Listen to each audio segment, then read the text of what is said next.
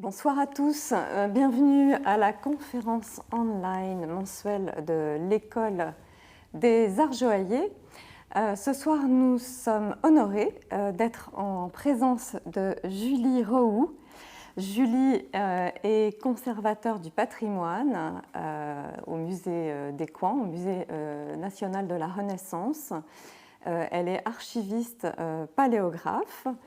Je suis Marie-Laure Cassius-Duranton et je suis chef de projet contenu et exposition senior, gémologue et historienne d'art. Et donc nous sommes ravis d'être avec vous ce soir. Alors, nous allons parler du bijou de la Renaissance et pour répondre à vos questions pendant la conférence, je remercie mes collègues qui donc pourront répondre à vos questions dans la section questions et réponses. Et avec Julie, à la fin, nous consacrerons du temps pour répondre aux questions qui n'auront pas trouvé de réponse pendant la conférence. Alors, nous recevons Julie aujourd'hui pour une raison bien particulière, puisque Julie est commissaire d'une exposition qui se trouve donc en ce moment à Toulouse à la Fondation Bimbert, qui s'intitule D'or et d'éclat, le bijou à la Renaissance. L'exposition est ouverte début avril et va continuer à se poursuivre jusqu'à fin juillet. Et cette exposition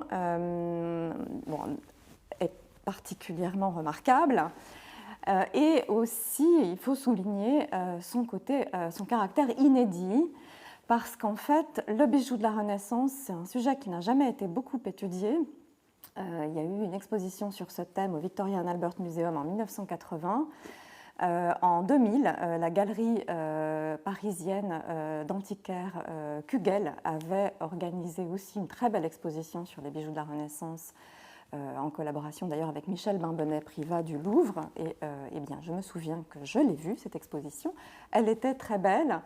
Mais dans un musée, avoir une exposition entièrement consacrée à ce sujet, eh bien, c'est assez nouveau.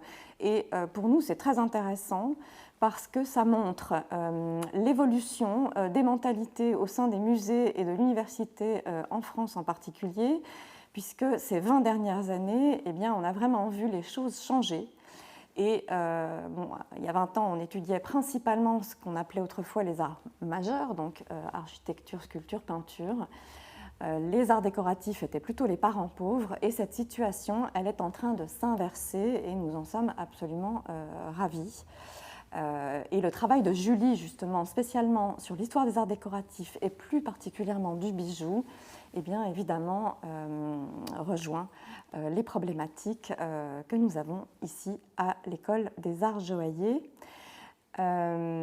Donc, pour ceux qui parmi vous n'auront pas l'occasion, malheureusement, d'aller à Toulouse voir cette très belle exposition, l'équipe de l'école s'est rendue avec Julie dans l'exposition et nous avons filmé donc, des objets ou des vues générales de l'exposition pour que vous puissiez réaliser de quoi il s'agit. Et c'est ce qu'on voit à l'écran, effectivement, avec une exposition qui montre, vous le voyez, à la fois des bijoux, mais aussi des tableaux, des dessins, des objets, parce que l'idée, c'était de replacer ces bijoux dans leur contexte historique, de les faire dialoguer avec le reste des arts et de montrer, en quelque sorte, la façon dont le bijou est l'une des multiples facettes de cet art de la Renaissance, de cet art du XVIe siècle, puisque pour l'histoire du bijou, la Renaissance se concentre vraiment sur le XVIe siècle.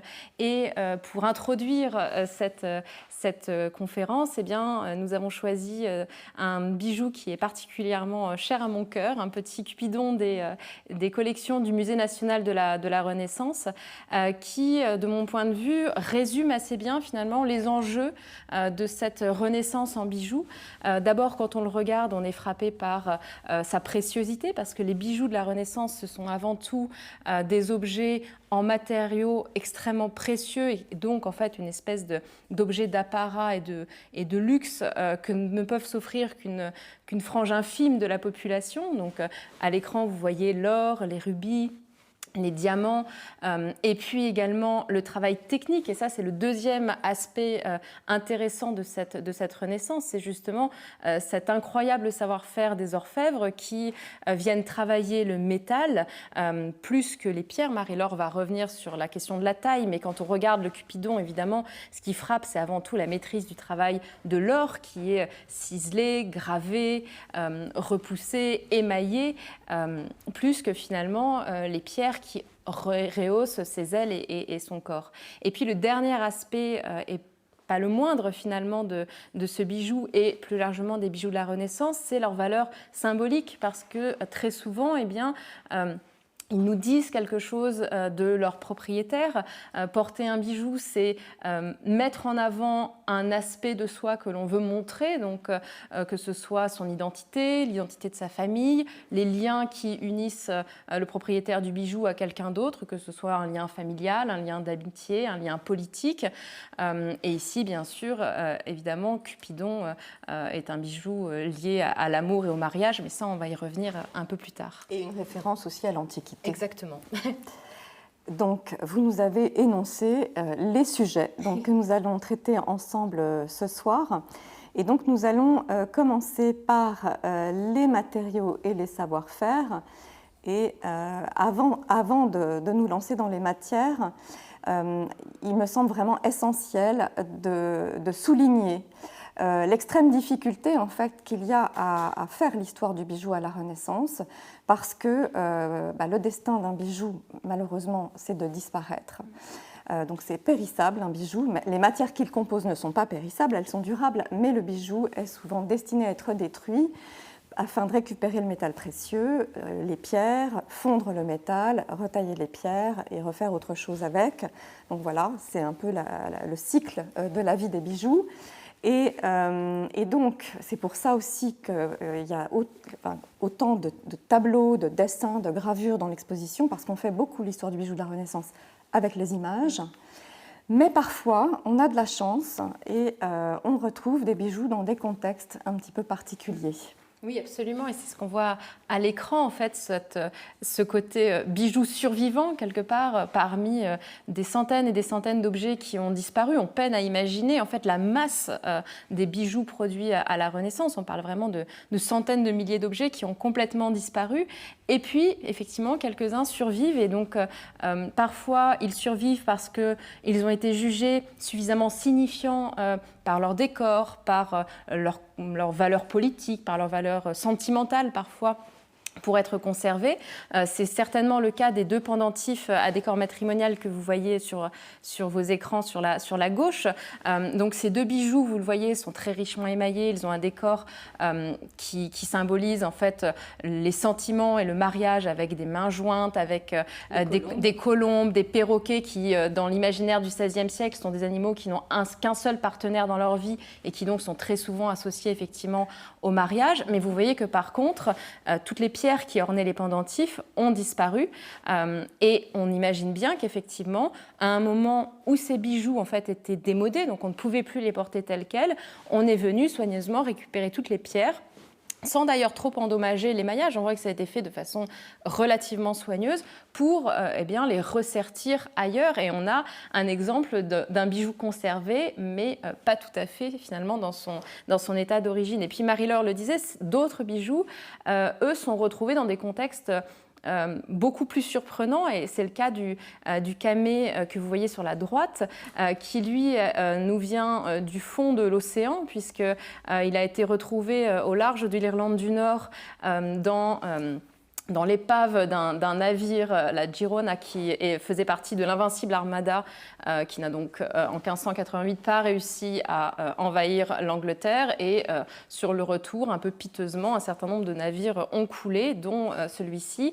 Et on a retrouvé au fond tout un tas de la mer, tout un tas d'objets, plusieurs bijoux, dont 12 camées à l'effigie des 12 premiers empereurs romains. Donc celui-ci est l'un des 12 qui devait être monté en collier. Et vous le voyez, l'émail a presque complètement disparu.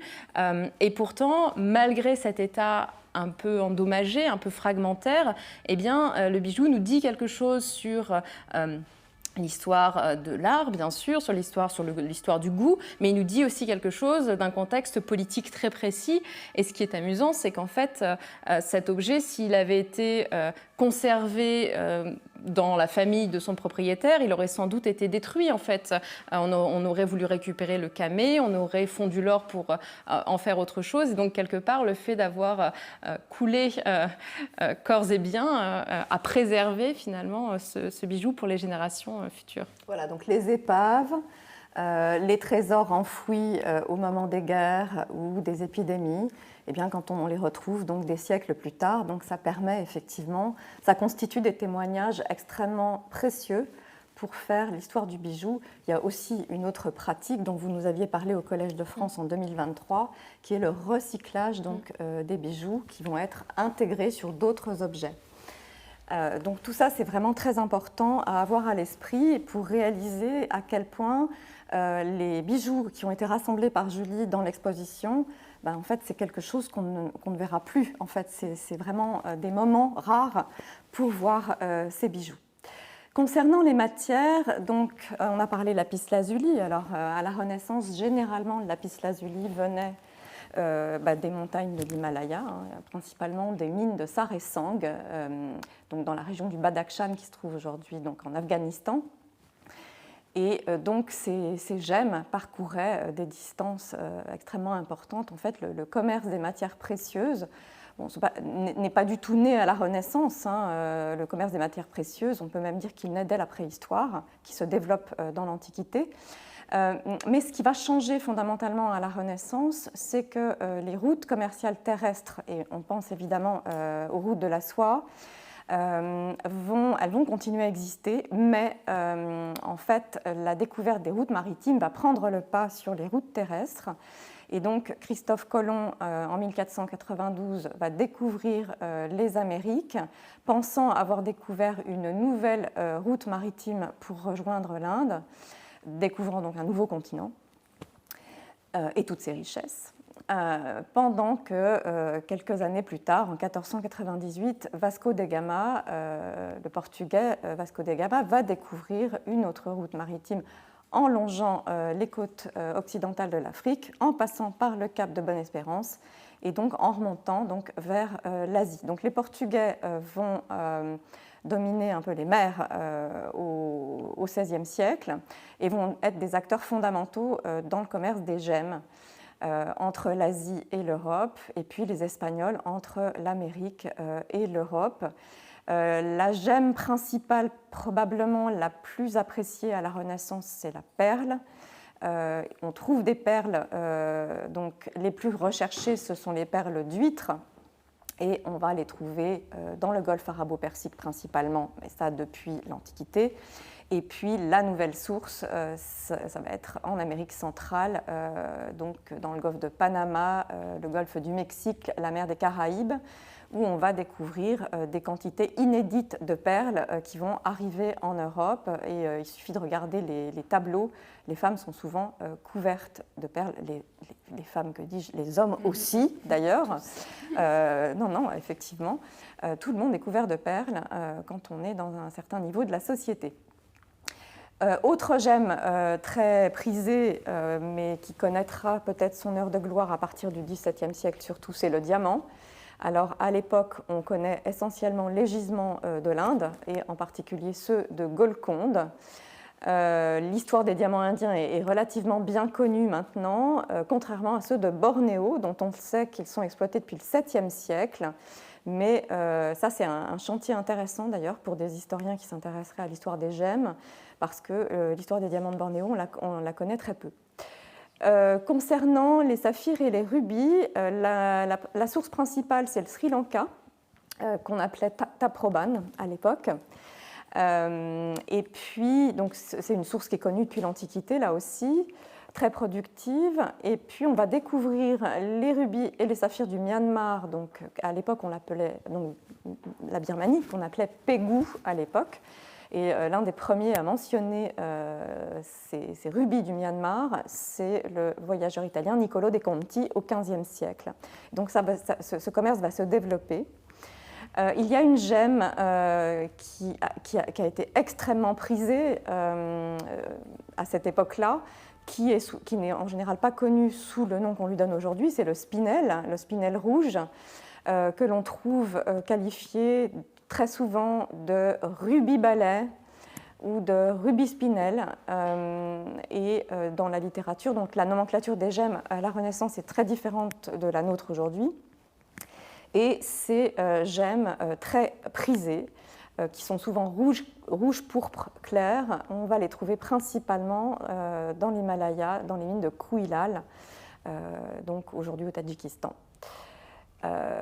Voilà, l'émeraude, qui est une gemme qui va prendre beaucoup d'importance aussi à la Renaissance suite à la découverte des gisements de Colombie au XVIe siècle. Donc c'est un commerce qui va se développer au cours du XVIe siècle. Avant, on avait d'autres gisements, l'Égypte en particulier.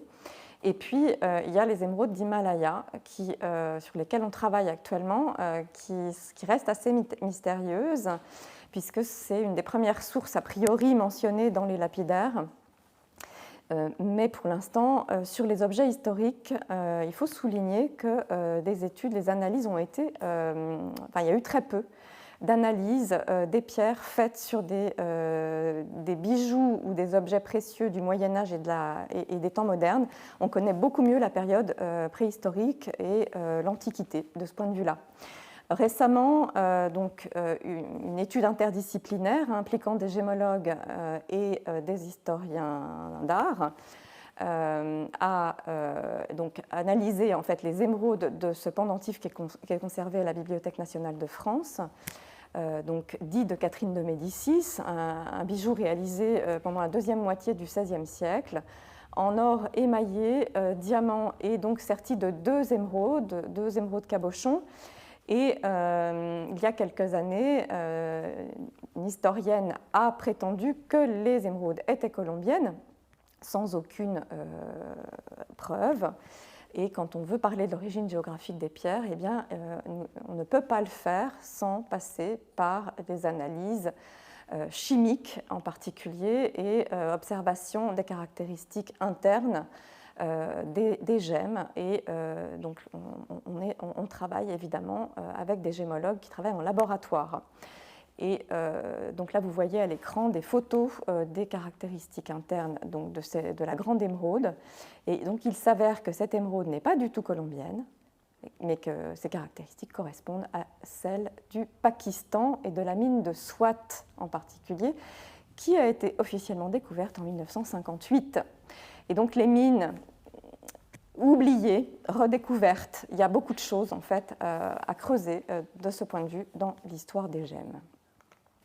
Concernant les savoir-faire liés à la mise en valeur des gemmes, et donc en particulier l'art de la taille, donc nous avons choisi de vous montrer quelques tailles caractéristiques du XVIe siècle grâce à ces sublimes peintures, sublimes représentations du peintre Hans Mielich, qui est donc un peintre allemand qui travaillait à la cour de Bavière. Il s'agit du livre des joyaux d'Anne de Bavière.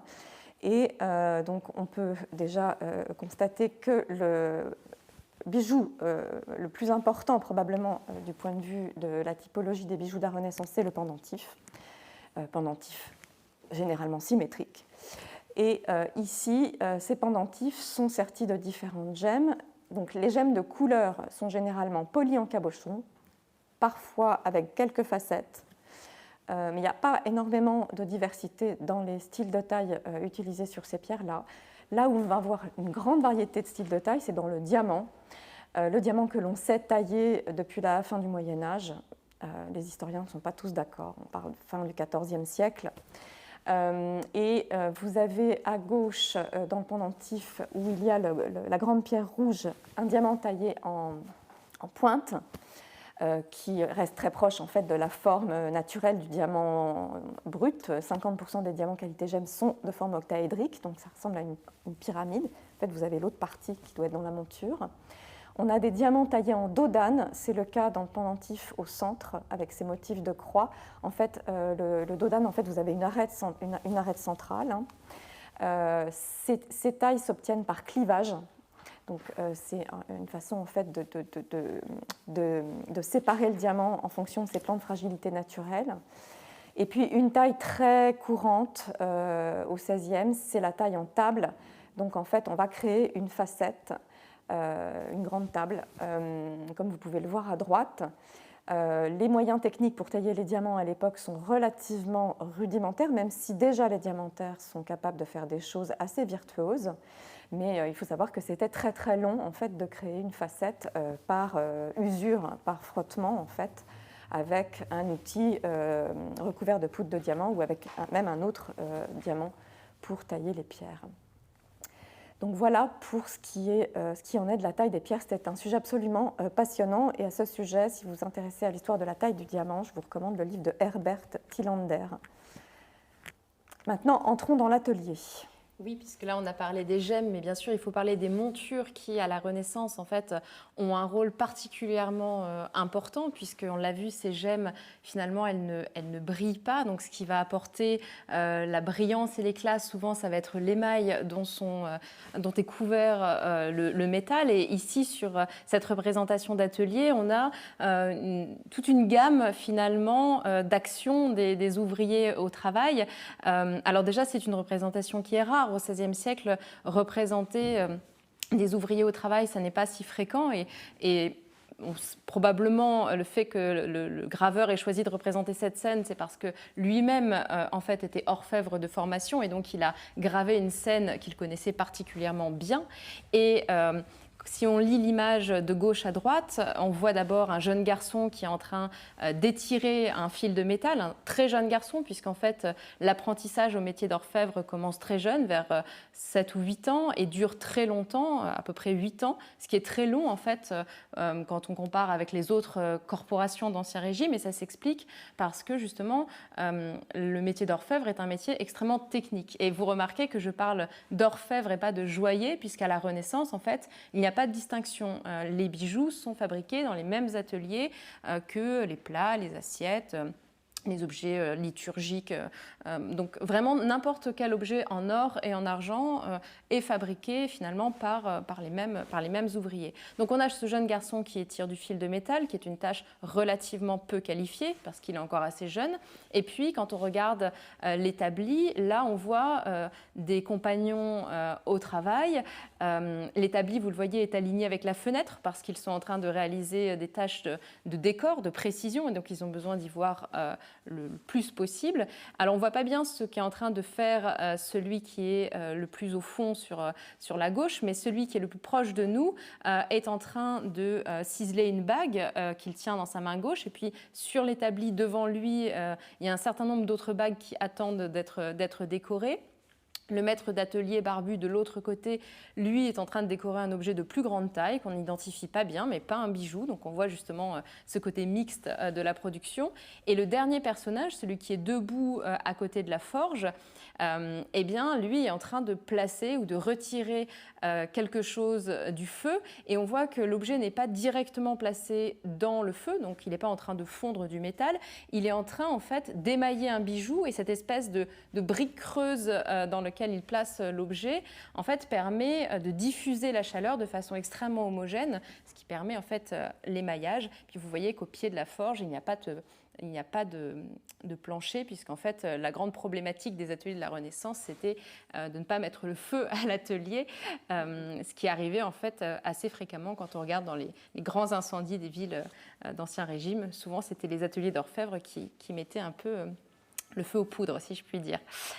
Et donc ces orfèvres, eh bien, ils disposent en fait pour créer des bijoux de modèles. Certains sont des modèles spécifiquement dessinés pour un client particulier qui a une demande particulière. C'est le cas du premier dessin que vous voyez sur la gauche de l'écran, qui est un très beau dessin qu'on appelle de présentation, c'est-à-dire un dessin qui n'est pas simplement un dessin technique pour l'orfèvre, mais qui est vraiment destiné au client pour qu'il puisse se faire une idée du bijou qu'il a commandé commandé avant justement de lancer la production en tant que telle. Et vous le voyez, c'est un dessin très soigné, il est sur vélin.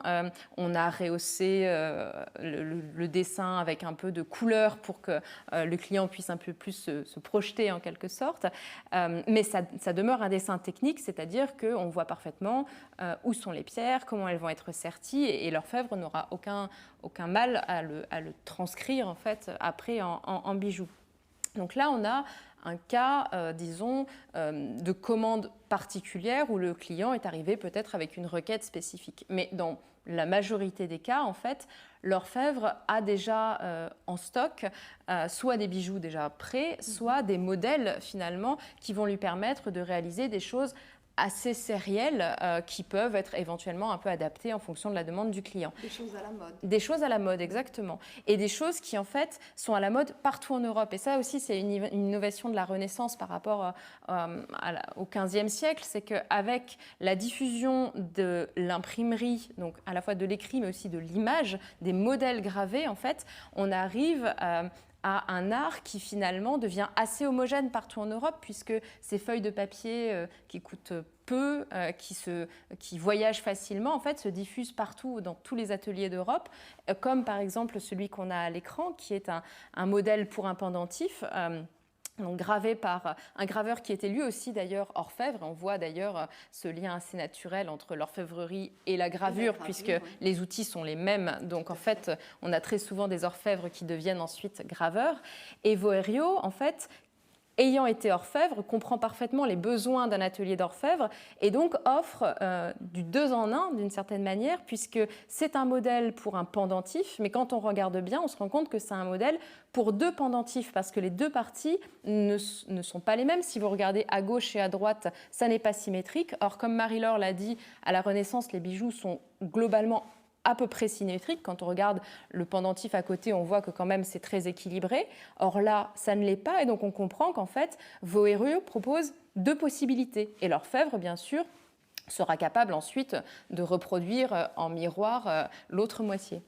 Donc à la Renaissance, les orfèvres disposent de plusieurs types de modèles pour créer leurs bijoux. Certains sont des modèles représentant directement des colliers, des bagues, et d'autres vont piocher dans des ouvrages illustrés divers, comme ici par exemple une petite Bible illustrée, et on voit que l'épisode de Samson qui fait écrouler sur lui le temple est repris de façon très fidèle par l'orfèvre pour créer ce bijou qui à l'origine était une enseigne à chapeau qui se cousait sur le couvre-chef. Mais l'orfèvre, en fait, c'est pas juste une copie, c'est une véritable interprétation, parce qu'il doit réinterpréter un modèle en 2 dimensions pour en faire quelque chose en volume, en couleur puisque c'est émaillé. Et on voit la façon dont il joue avec le matériau, avec l'or, avec des effets de brillance, d'amatie, qui soulignent justement ce côté tridimensionnel et en fait une véritable sculpture miniature.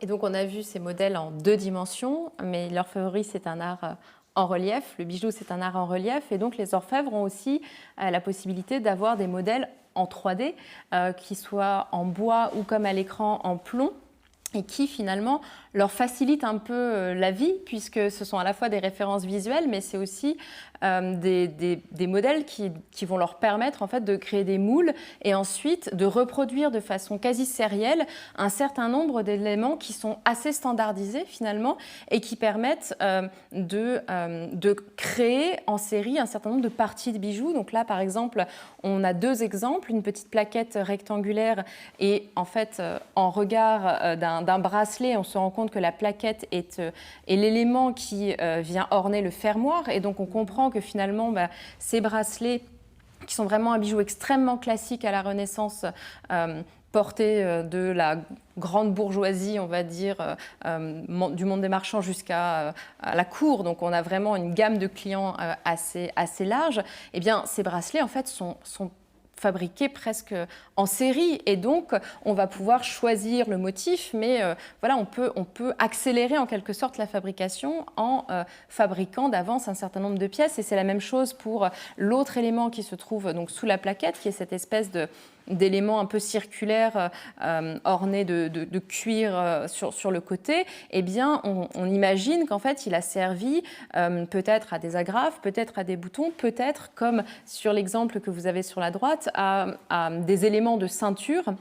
Et on voit qu'effectivement, sur cette ceinture qui est conservée à Écouen, on a des éléments circulaires qui ressemblent beaucoup et on comprend que la logique de fabrication est la même, avec un tour qui est fondu et une partie centrale qui est rajoutée après, que l'on peut en fait faire varier. Ici, on a un dôme qui à l'origine devait être émaillé de noir. On devine en fait l'émail noir encore dans les rainures, mais on peut très bien y mettre une pierre en cabochon. Donc, on peut varier bien sûr les couleurs dont ces éléments étaient certainement émaillés. Donc, on a des objets semi-sériels. Et ça représente l'énorme majorité de la production. Les pièces exceptionnelles qui sont conservées dans les musées aujourd'hui, qui sont les pièces princières, étaient l'exception. La règle, c'était plutôt des choses comme ça. Absolument. Alors, voyons maintenant les sources d'inspiration des bijoux de la Renaissance.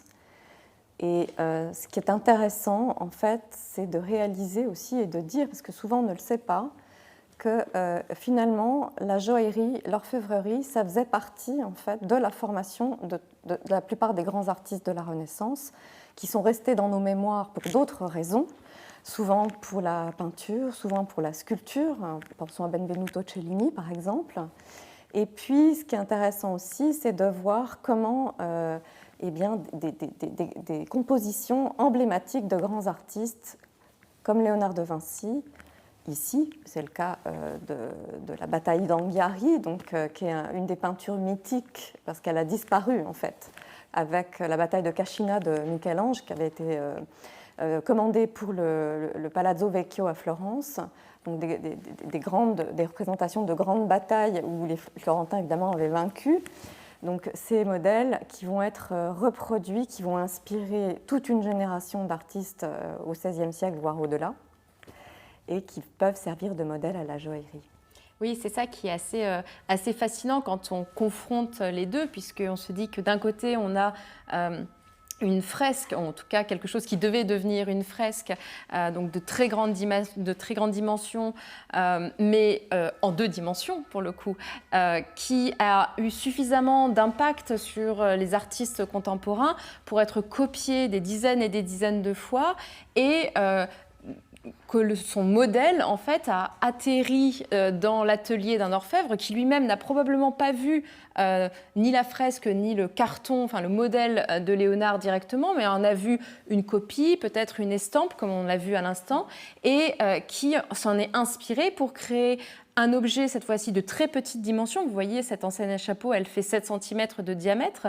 C'était un bijou qui se portait cousu à l'origine sur le couvre-chef et qui en a fait donc une espèce de sculpture miniature, puisque ce qui est assez remarquable quand on observe ce bijou, c'est à la fois la monumentalité en fait, que l'orfèvre a réussi à donner à une composition de toute petite taille et la façon dont il a su transcrire en relief en 3 dimensions, une composition qui est une composition picturale, donc en réalité en 2 dimensions. Et on voit la façon dont le travail propre du métal, le travail sur la mâtie, le travail sur la ciselure, les contrastes entre les parties qui sont laissées lisses et donc très brillantes et les parties qui sont amaties, qui donc sont mates, comprennent en fait la façon dont la lumière joue sur l'objet et renforce son côté justement très, très sculptural. Et très dynamique. Et très dynamique, absolument.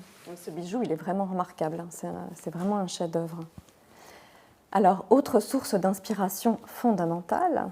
L'antique, qui est vraiment la source d'inspiration fondamentale pour la Renaissance, et pas juste, bien sûr, pour le bijou. La Renaissance, c'est vraiment la redécouverte, pas la découverte, parce que bon, le Moyen-Âge ne l'a pas complètement oublié, mais disons une remise à l'honneur absolue des modèles antiques, que ce soit l'architecture, la sculpture, les quelques peintures que l'on retrouve, mais c'est vraiment une réappropriation justement de toute à la fois des éléments esthétique, iconographique, mais aussi littéraire, puisqu'on...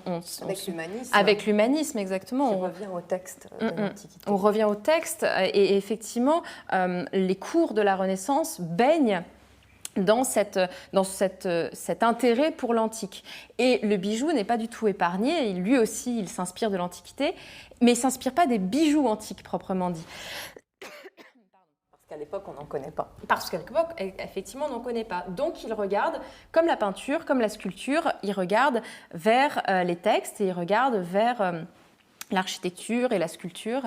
Donc ici on a un très beau bijou qui représente l'épisode mythologique bien connu de Diane et Actéon. Donc la déesse Diane est en train de se baigner ici dans une très jolie fontaine. Le chasseur Actéon, sans faire exprès, se présente devant elle et la voit en train de se baigner. Et la déesse, furieuse d'être vue par un mortel. C'est la déesse de la chasteté. Exactement. Donc elle lui jette de l'eau au visage et cette eau le transforme en cerf, ce qui en fait n'augure rien de bon pour le pauvre Actéon pour la suite, puisqu'on voit déjà là sur le bijou, ses chiens commencent à s'intéresser un peu de près à sa personne. Dans la suite de l'histoire, malheureusement, il est dévoré par sa meute qui n'a pas compris la transformation. Donc les métamorphoses d'Ovide, source majeure d'inspiration. Alors les seuls bijoux antiques que l'on connaît à la Renaissance, ce sont plutôt les gemmes, donc les camées et les intailles, donc l'art de la glyptique, art extrêmement prestigieux, et à la Renaissance vont être constituées des collections d'une valeur inestimable, notamment chez les Médicis. Il y a des textes qui mettent en avant justement cette valeur colossale des collections de glyptique. On dit que les diamants à côté, ça ne vaut rien en fait. Donc quelques exemples ici. Oui, et effectivement, on a des exemples qui sont des exemples qu'on conserve en fait pour la Renaissance, des camées qui sont à la fois des camées antiques montées dans des montures du XVIe siècle et aussi des camées contemporains gravés à l'initiative des souverains. Parce qu'effectivement, Marie-Laure le disait, les gemmes ont une valeur qu'on peine à imaginer aujourd'hui et qui est une valeur aussi bien matérielle que symbolique. On a ces camées, ces intailles qui sont de l'Antiquité les seules choses qui parviennent presque intactes. En fait, le temps n'a pas de prise, à part si la pierre a été cassée, mais sinon, en fait, sa netteté, sa qualité, en fait, est quasiment semblable au moment où elle a été créée. Et donc, pour des cours de la Renaissance qui aiment le symbole, eh bien, ces gemmes deviennent une sorte de manifestation de quelque chose sur lequel le temps n'a pas prise. Et donc, créer une collection immuable qui va être léguée de souverain en souverain devient une espèce de manifestation d'un pouvoir qui s'inscrit dans le temps en quelque sorte. Et donc, très symboliquement, les souverains vont faire choisir de faire graver leur profil, comme ici Élisabeth Ier, sur des camées. Et Élisabeth, c'est un cas particulièrement intéressant parce qu'elle se fait représenter éternellement jeune. Et ce n'est pas juste par coquetterie, c'est aussi parce qu'en fait, elle distingue très clairement sa personne physique, qui va vieillir et mourir, et le pouvoir qu'elle incarne, qui lui, en fait, est éternel. Et donc, sa personne, sa représentation n'a pas de raison de vieillir, en quelque sorte.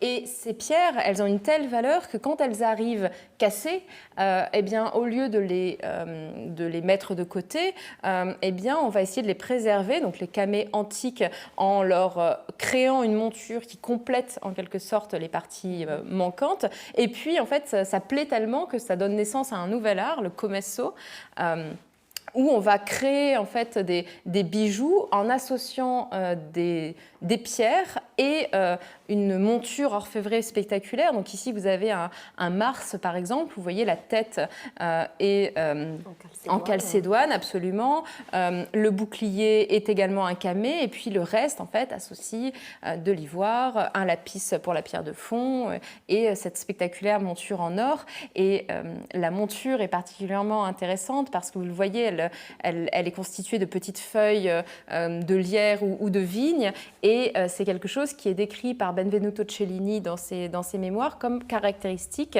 de l'art des orfèvres de l'Italie du Nord et notamment des Milanais. Et on voit que sur l'un des portraits qu'on peut présenter dans l'exposition, eh bien, on a cette dame qui a autour du cou un pendentif, probablement un camée d'ailleurs, et la monture est exactement semblable à celle de ce Comesso. D'où l'intérêt justement de confronter bijoux et portraits. Et ces techniques donc, de glyptique et de Comesso vont naître en Italie et vont après se déployer dans toute l'Europe, vont être extrêmement appréciées. Et puis aussi, il y a tout l'art des faussaires, hein, les faux camées antiques, enfin voilà, donc très compliqué aussi de faire parfois la part des choses entre les camées antiques et les camées de la Renaissance. Le goût de l'antique donc, triomphe aussi dans l'ornement, avec notamment les grotesques. Donc, le décor de grotesque est un décor qui naît à la fin du XVe siècle, au moment où on va redécouvrir par hasard la maison de Néron à Rome, la Domus Aurea, dont les murs en fait sont couverts de décors donc, avec des arabesques, avec des animaux, avec des hybrides, des monstres, etc.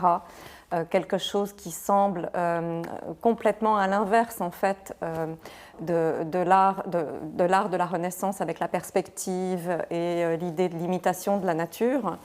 On va les appeler grotesques parce que comme la maison de Néron avait disparu, elle avait été ensevelie, eh bien on a cru que c'était une grotte au départ. Et donc ce sont surtout Raphaël et ses élèves au début du XVIe siècle qui vont diffuser ce type de décor, en particulier au Vatican. Mais après, ça va se diffuser dans toute l'Europe, au niveau du décor architectural, mais aussi à une petite échelle au niveau du bijou. Oui, parce qu'effectivement, ce sont des décors très pratiques. Et il y a aussi une dimension technique à cette popularité de la grotesque dans les arts décoratifs. C'est que, contrairement à une scène historiée où, en fait, il faut réfléchir à comment adapter la scène qu'on veut représenter au support, les grotesques, eux, permettent en quelque sorte de composer un peu avec la forme du pendentif, puisque ça ne raconte rien, c'est un ensemble d'éléments ornementaux assemblés ensemble. Donc, quelle que soit la forme de l'objet, du bijou, et là vous voyez en fait un modèle pour un revers de pendentif et un revers de pendentif effectivement, qui n'ont pas du tout la même forme, vous constatez qu'en fait ce sont plein de petits motifs juxtaposés les uns avec les autres et que finalement l'orfèvre ne doit pas se dire ah bon bah alors j'ai Diane et Actéon, il faut qu'il y ait les deux personnages, il faut qu'il y ait les chiens, il faut qu'il y ait la fontaine, tous les éléments sont importants donc ça nécessite une contrainte. Un motif purement ornemental ne demande pas la même chose parce que si on fait sauter l'un des éléments, si on doit en rajouter, ça n'a pas d'impact. Et il faut bien se rendre compte que, justement à cause de ce côté un peu sériel de la production, les motifs qui marchent le mieux, c'est aussi ceux qui sont le plus pratiques. Et c'est la même chose pour une autre star de l'ornement du XVIe siècle, la mauresque. Donc mauresque, c'est un mot qui désigne les décors que vous voyez à l'écran, c'est-à-dire ces espèces de rinceaux végétaux très stylisés, avec des entrelacs géométriques, des arabesques exactement, qui compartimentent en fait ce décor. Le mot de mauresque vient de l'origine du motif en fait, puisque ce motif arrive en Europe via Venise depuis l'Empire ottoman et le Moyen-Orient plus largement, et en fait notamment les Européens le découvrent sur des reliures de Coran. Et sont très frappés par justement la beauté du motif et puis son caractère décoratif, vraiment la façon dont on peut s'en servir pour couvrir à peu près n'importe quel type de surface. Et donc, comme on qualifie de mort les habitants de l'Empire ottoman et plus largement du Moyen-Orient, bah forcément l'ornement devient des mauresques. Et vous voyez ici la façon dont on peut l'adapter sur un pendant, sur un bouton, plus largement sur un coffret qui était d'ailleurs probablement un coffret à bijoux, et son caractère éminemment décoratif. Et puis ces objets,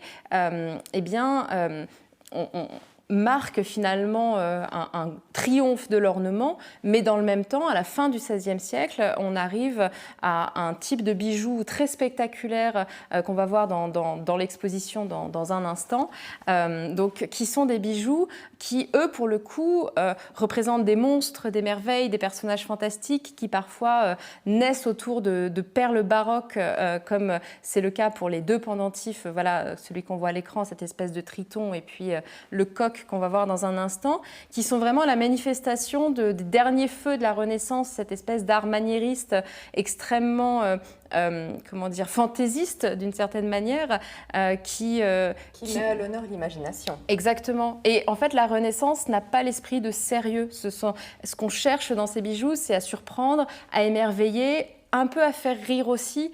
Et c'est des objets qui nous amusent. Et parfois, parce qu'on les voit dans des vitrines de musées, on se dit « Ah non, non, il ne faut pas rire du tout ». Alors que si, en fait, c'était ce côté un peu déconcertant qui était aussi un peu recherché. Oui, et c'est cette façon de créer à partir de la perle irrégulière, la perle baroque, un peu comme quand on regarde les nuages et qu'on imagine des formes, eh bien, le joaillier fait la même chose avec ses perles. Et c'est vrai que ce type de bijoux avait énormément de succès, en fait, à la Renaissance. Et en fait, c'est la toute fin. C'est assez drôle parce que cet archétype du bijou de la Renaissance, quand on pense au bijou de la Renaissance, on imagine ces bijoux, c'est vraiment les 20 dernières années du XVIe siècle. Et ensuite, ça se démode très vite. Donc, c'est à la fois l'apogée et puis en quelque sorte les derniers feux de cette Renaissance. Alors, concernant donc, les usages et symboles associés aux bijoux, eh bien, nous allons commencer avec les cadeaux diplomatiques, politiques et amicaux. Oui, parce que donc on a parlé bien sûr de ces sources décoratives, etc. Mais le bijou, il a quand même avant tout une valeur, qui est une valeur matérielle dans un premier temps. Donc quand on offre un bijou, on offre de l'argent, enfin de l'or en l'occurrence, mais sous une jolie forme. Et donc c'est un outil politique. D'ailleurs, on voit bien les rois en fait se parent à la fois par goût, mais aussi pour montrer la bonne santé financière de l'État. On montre qu'on a des ressources immobilisées en quelque sorte, mais directement mobilisables en cas de problème. Et donc, par extension, le souverain offre aussi des bijoux à son entourage, à la fois en récompense, pour fidéliser, etc., mais aussi pour créer une sorte de cadre à Sa Majesté. La cour devient la mise en scène de sa splendeur. Et pour tous les observateurs étrangers, les diplomates, les nobles étrangers qui observent et qui rendent des rapports permanents à leur propre cour sur ce qu'ils observent chez les autres, eh bien, c'est aussi une vitrine, en fait. Et donc ici, on a un document qui est assez amusant. C'est une lettre écrite de la main de Catherine de Médicis. Alors, vous ne lisez sans doute pas très bien, mais Catherine a une orthographe très spécifique parce qu'elle écrit en français, mais en phonétique à l'italienne. Donc, ça demande un effort d'imagination quand on déchiffre. Et Julie est archiviste paléographe, ça aide. Oui, mais même là, j'avoue que, par exemple, le début, c'est faux, toute laisse, et donc écrit L-E-S-E, et en fait, c'est en S. Elle veut juste un bijou en forme de S, laisse. Et effectivement, elle fait une commande pour des boutons en forme de S, donc, qu'elle dessine dans la marge, donc elle en veut 2 versions, donc elle fait 2 petits dessins, et en dessous, vous avez la réponse que lui fait son orfèvre, où il lui propose bien sûr des dessins un peu plus sophistiqués pour vérifier que c'est bien ça qu'elle imaginait, et elle précise bien un peu plus loin dans le document qu'en fait ces bijoux sont destinés à être offerts pour les étrennes de 1571, et l'objet que vous voyez à côté sur l'écran, eh bien, est un bijou qui n'est pas celui de Catherine, mais un bijou très proche, qui nous donne une idée justement de ce à quoi pouvait ressembler. Et on sait à qui était destiné ce bijou dans oui, la lettre de Catherine de Médicis? Non, alors malheureusement on ne sait pas. En fait, on a toute une liste de destinataires, mais les boutons en fait c'est pas indiqué. Les bijoux matrimoniaux, fondamental. Oui. Puisque le bijou en fait accompagne les grandes étapes de la vie et aussi marque certains liens entre les personnes. Et donc effectivement, au moment des fiançailles puis du mariage, c'est pas nouveau bien sûr. Hein, depuis l'Antiquité, on offre un anneau qui a vraiment une valeur contractuelle. C'est pas juste sentimental. Ça a un côté. Et avec ce motif d'ailleurs des mains jointes, absolument. Les mani infede. Et oui, effectivement, les mani infede, qui est un motif hérité de l'Antiquité, qui était le symbole justement du contrat scellé. De la concorde, mais aussi, en fait, il y avait aussi une dimension... du contrat. Oui, voilà, on se serre la main et l'affaire est conclue et elle ne peut plus être rompue. Et donc, en fait, on a cette double dimension, effectivement, concorde et puis contractuelle, en quelque sorte, du motif que l'on retrouve sur des bagues dont celle-ci qui se trouve dans les collections d'Écouen et qui est très émouvante parce que vous le voyez, elle est assez endommagée. Elle a été trouvée au fond de la Seine au XIXe siècle. Alors pourquoi, on ne sait pas, on peut imaginer tout un tas d'hypothèses. Le pont Change a brûlé plusieurs fois où se trouvaient les ateliers d'orfèvre, donc peut-être que c'est ça. Peut-être que comme aujourd'hui on met des cadenas, on jetait les bagues dans la Seine à cet endroit parce qu'on a retrouvé énormément de bagues à cet endroit. Donc voilà, il y a plein de possibilités. Vraiment, c'est assez curieux parce qu'on ne trouve pas d'autres types de bijoux autant que des bagues. L'option la plus logique serait que en fait, les bagues, on les portait plusieurs par doigt et à toutes les phalanges. Donc c'était aussi le bijou qui se perdait le plus facilement. Donc on peut imaginer que simplement des bagues sont tombées de façon récurrente à cette... ou un atelier d'orfèvre donc, qui serait tombé, voilà. Effondré là. Toujours dans le cadre du bijou de sentiment, donc ces merveilleux Cupidon si cher à votre cœur. Oui, c'est un peu comment dire, une de mes petites lubies parce que le Cupidon, le premier Cupidon sur l'écran, il appartient aux collections d'Écouen et c'est probablement le premier sur lequel j'ai travaillé quand j'ai pris mon poste au château et donc j'ai développé une sorte d'obsession sur ces bijoux dont 10 sont conservés dans le monde, ce qui en fait est assez exceptionnel parce que je le disais, on a perdu énormément de bijoux, donc c'est un peu exceptionnel d'avoir une série aussi importante conservée.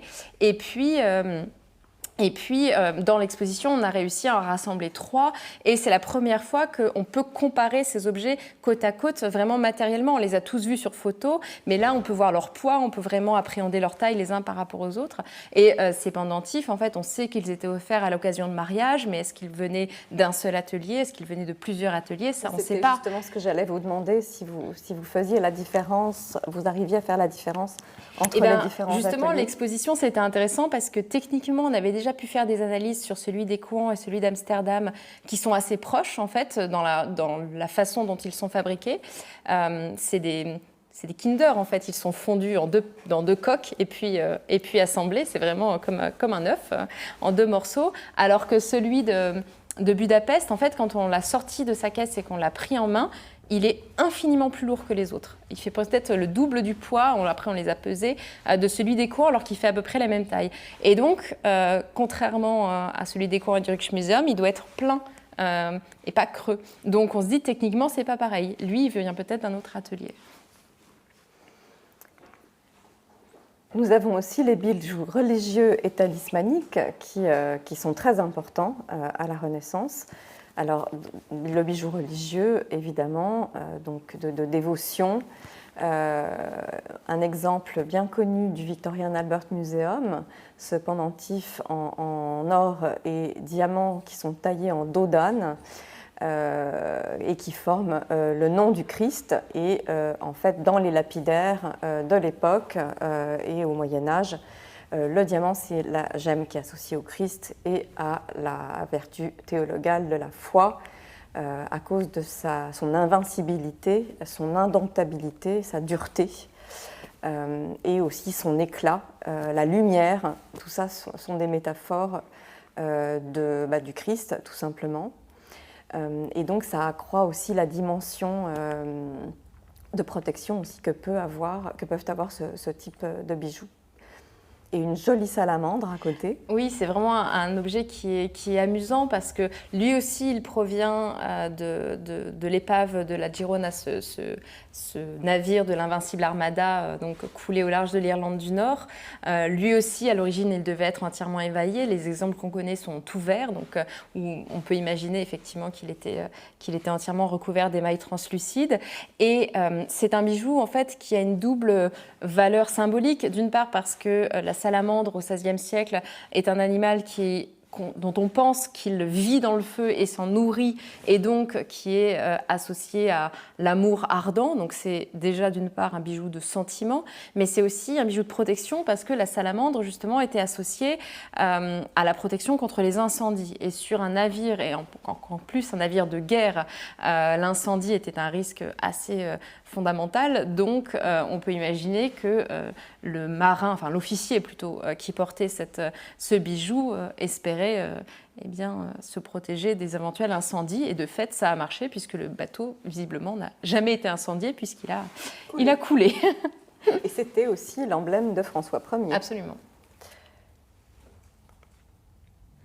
Des bijoux de deuil, et des bijoux dévotionnels et memento mori. Oui, on reste dans cette dimension vraiment symbolique du bijou et dimension religieuse avec ce pendant qui est assez frappant, qui représente donc un squelette dans son cercueil. Et c'est assez étonnant de voir un objet aussi finement décoré avec le couvercle avec des mauresques, justement on en parlait tout à l'heure, et ce soin qui est apporté au décor, à l'émaillage, etc., pour un sujet aussi brutal. Et on est vraiment dans cette logique du memento mori, c'est-à-dire souviens-toi que tu es mortel. C'est-à-dire que l'objet qui matérialise le plus le luxe, en quelque sorte la vanité, qui est ce bijou, en fait, est aussi celui qui doit rappeler à son porteur eh bien, que tout cela n'est que vanité, que les biens terrestres n'ont pas d'importance et que le réel enjeu, c'est de se préparer de préparer son âme à ce qu'il y a après. Et donc le bijou joue de façon un peu paradoxale ce rôle de rappel permanent de la mort à venir pour son propriétaire.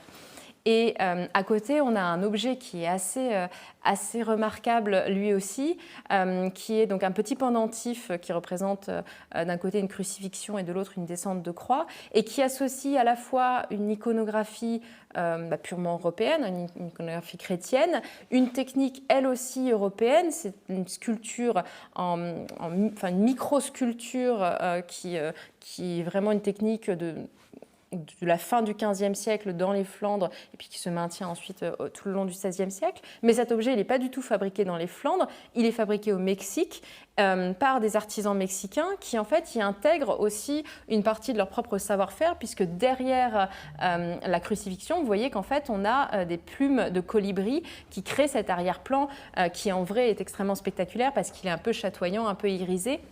Et donc, on a un objet qui est vraiment un objet voyageur qui a été destiné à être renvoyé ensuite en Europe, à la fois comme objet de curiosité et puis comme une sorte de symbole du succès en fait des missionnaires en fait qui arrivaient dans ce nouveau monde pour évangéliser les populations et donc on avait des objets qui manifestaient la christianisation de ces nouveaux territoires. Donc des objets un peu syncrétistes, comme ça, qui sont absolument fascinants. La Renaissance, les bijoux de la Renaissance ont connu un nouveau succès au XIXe siècle. Et certains orfèvres sont de véritables génies, en fait, et ont parfaitement compris comment on fabriquait, on retrouvait les techniques. Les modèles se sont inspirés pour en créer de nouveaux, donc des pastiches, mais parfois des copies, parfois des pastiches.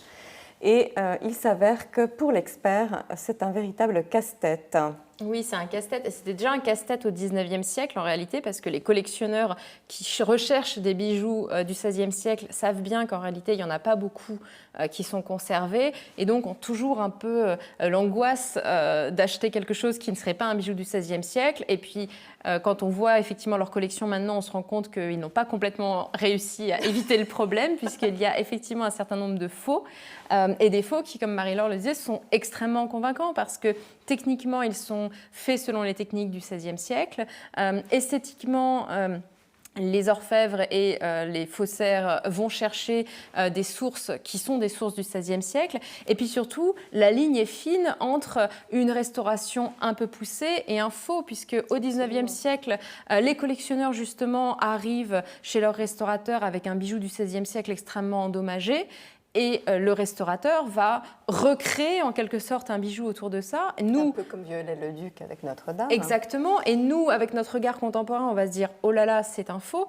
Mais faux, ça implique qu'il y a une tromperie. Or, dans beaucoup de cas, finalement, ces bijoux, en fait, ont été fabriqués ou refabriqués à la demande du collectionneur lui-même. Donc, il y a toujours, en fait, une difficulté à appréhender ce que sont vraiment ces objets. Alors certains sont vraiment des faux sans aucune ambiguïté, comme celui qui est à l'écran, qui est l'œuvre de l'un des orfèvres faussaires les plus talentueux du 19e siècle, Reinhold Wasters.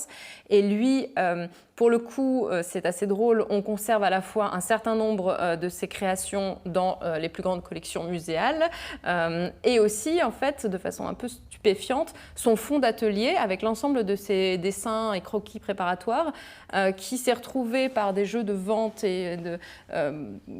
au Victorian Albert Museum de Londres qui conserve donc à la fois des bijoux de la Renaissance, des faux bijoux de Wasters et puis aussi le fonds d'atelier de Wasters. Donc c'est assez donc, comique. Pour faire la différence. Et pour faire la différence, c'est un peu dur. Il y a à la fois l'œil, c'est-à-dire vérifier si d'un point de vue du montage, d'un point de vue esthétique, d'un point de vue technique, ça paraît cohérent avec ce qu'on fait au XVIe siècle, mais très souvent, ce n'est pas suffisant.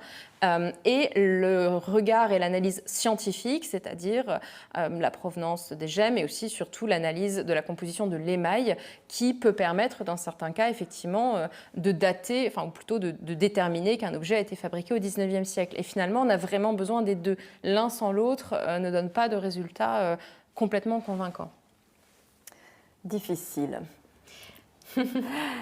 À l'occasion de cette exposition, Julie a dirigé un catalogue, la publication d'un catalogue qui va être, à partir de maintenant, donc une référence fondamentale pour l'histoire du bijou à la Renaissance. C'est un ouvrage collectif auquel ont participé notamment Michel Barbonnet-Privat, Peter Christiansen du musée de Rosenborg au Danemark, Jacob Dunn, Sohercha Dion, je n'oublie personne. Oh là là, j'ai peur de vexer des gens, mais je ne crois pas. Et puis, en référence aussi, les deux premières publications, donc l'ornement précieux, les actes du séminaire que nous organisons tous les ans au Collège de France avec le professeur Francesco Solinas, et lors des deux premières sessions, donc, des spécialistes reconnus du sujet ont écrit des essais sur le bijou à la Renaissance, dont un essai de Julie dans l'ornement précieux 1 sur le recyclage donc, des bijoux de la Renaissance. Essai absolument passionnant. Nous arrivons à la fin de cette conversation. Je remercie beaucoup Julie d'avoir été avec nous. Et avant de prendre vos questions, l'annonce de la prochaine conférence en ligne qui aura lieu donc, le lundi 23 juin. Et donc ce sera quelque chose d'un tout petit peu inédit puisque nous aurons un intervenant à Paris, en direct du Petit Palais, puisqu'une exposition est consacrée au dessin donc, de bijoux. Et en même temps, à Hong Kong, l'école des arts joailliers propose aussi une exposition sur le bijou dessiné, Designing Jewels. C'est la 3e édition de cette exposition. C'est une création de l'école. Donc nous inspirons des tendances, nous en sommes très fiers. Et donc vous pourrez suivre cette conférence le 23 juin en ligne. Alors, nous allons prendre vos questions. Il faut que je trouve mes lunettes.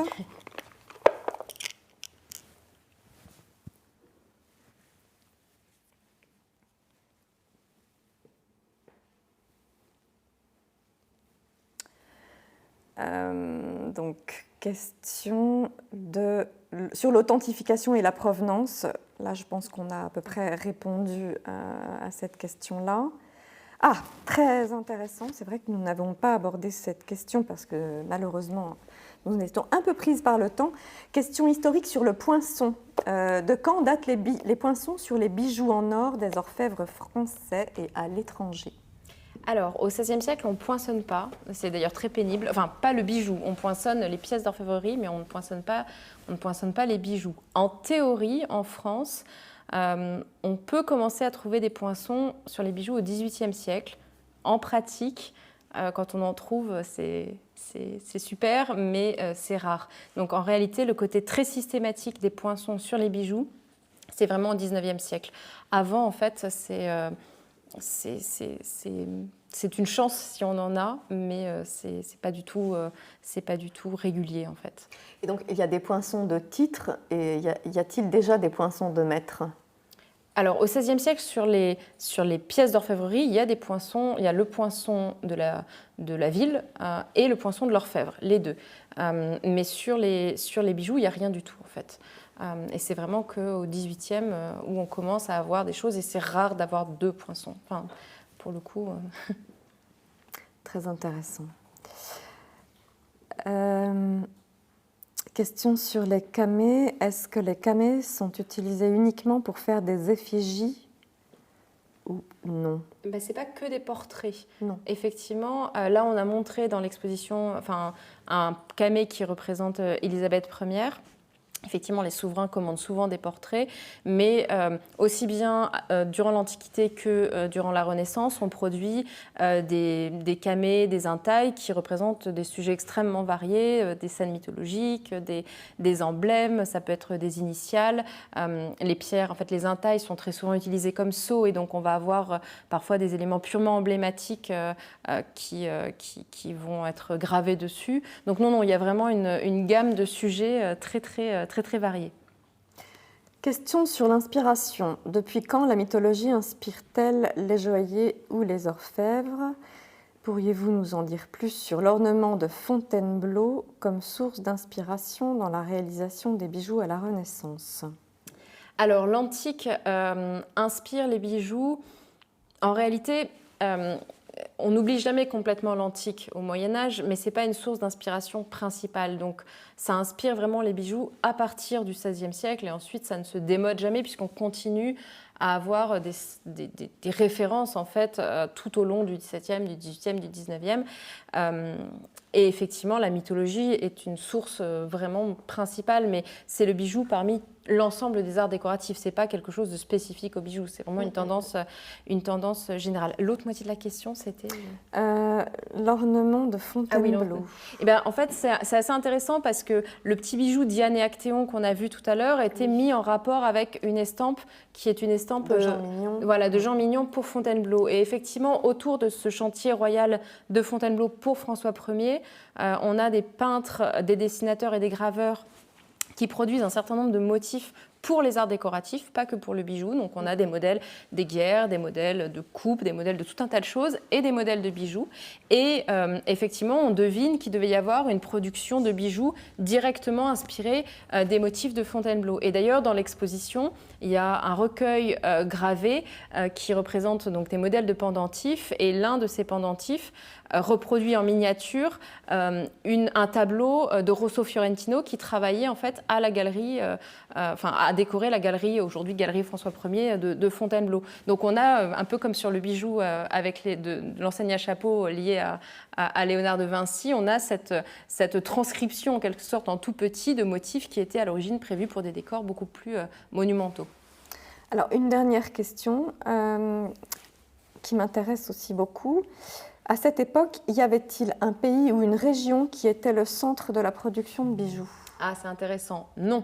Il n'y avait pas de pays qui était le centre vraiment de la production de bijoux. Il y avait plusieurs grands centres en Europe. Donc, en fait, l'Italie était un grand centre, notamment autour de Milan et Florence. Paris était un grand centre.